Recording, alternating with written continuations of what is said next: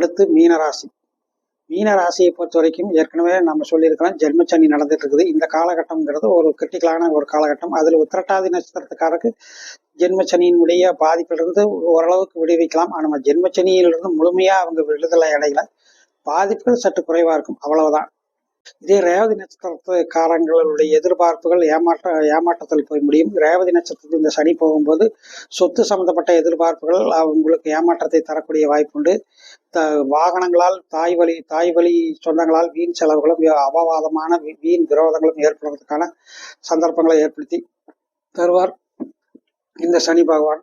ஆனா அதே சமயத்துல உங்களுக்கு இந்த மாதத்தை பொறுத்த வரைக்கும் செவ்வாய் உங்களுடைய முழு யோகரான செவ்வாய் 10ஆம் இடத்தை பார்க்கிறார். இது ரொம்ப அற்புதம்.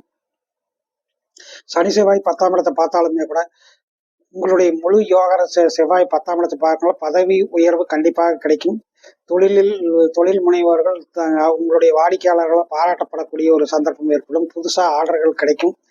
வேலையில் உத்தியோகத்தில் இருப்பவர்களும் உயர் அதிகாரிகளால் பாராட்டப்படக்கூடிய வாய்ப்புண்டு. அதிலும் இந்த சிவில் சம்பந்தப்பட்ட தொழிலில் இருக்கிறவங்களுக்கு, காவல்துறை சம்பந்தப்பட்ட தொழிலில் இருக்கிறவங்களுக்கு ரொம்ப சிறப்பான பலன்கள் இந்த மாதத்தில் கொடுக்கும்.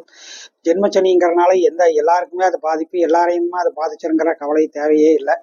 ரேவதி நட்சத்திரத்துக்காரர்களை பற்றும் கொஞ்சம் அவர்களுடைய எதிர்பார்ப்புகளுக்கு சற்று எதுவுமே கொஞ்சம் காலந்தாழ்ந்து நடக்கும். ஜென்மச்சனி காலத்தில் பொதுவாகவே எல்லாருக்குமே சில பாதிப்புகள் இருந்து கொண்டுதான் இருக்கும்.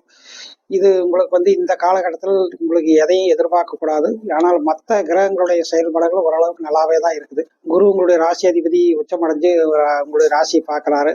சுக்கரன் உங்களுடைய ராசியை பார்க்கறாரு. என்னதான் 8ஆம் அதிபதியா இருந்தாலும் அவர் சுபரா போய் ராசியை பார்க்கறதுனால ரொம்ப சிறப்பான ஒரு பலன்களை கொடுக்காரு.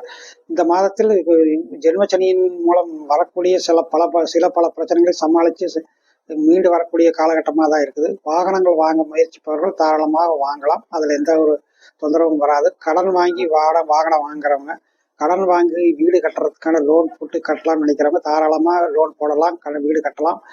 இந்த மாதத்துக்குள் தாராளமாக வீடு கட்டலாம். அதற்கான வாய்ப்புகளும் சந்தர்ப்பங்களும் இருக்கிறது. மற்ற நிலைகளில் சில அதாவது தேவையற்ற அதிகப்படியான எதிர்பார்ப்புகளோ பேராசைகளோ இந்த காலகட்டத்தில் உங்களுக்கு இருக்கக்கூடாது. அளவான ஆசைகள், அளவான எதிர்பார்ப்புகள் கண்டிப்பாக வெற்றிகரமாக நிறைவேறும். உங்களுக்கு இது காலபைரவரை வணங்கிட்டு வந்தீங்கன்னா இந்த ஜென்மச்சனியினுடைய பாதிப்புகள் குறையும். உங்களை பொறுத்த வரைக்கும் இந்த மீனராசியை பொறுத்த வரைக்கும் இந்த மாதத்தின் 18, 19 இந்த 2 தேதிகளும் சந்திராஷ்டமம் ஆகும்.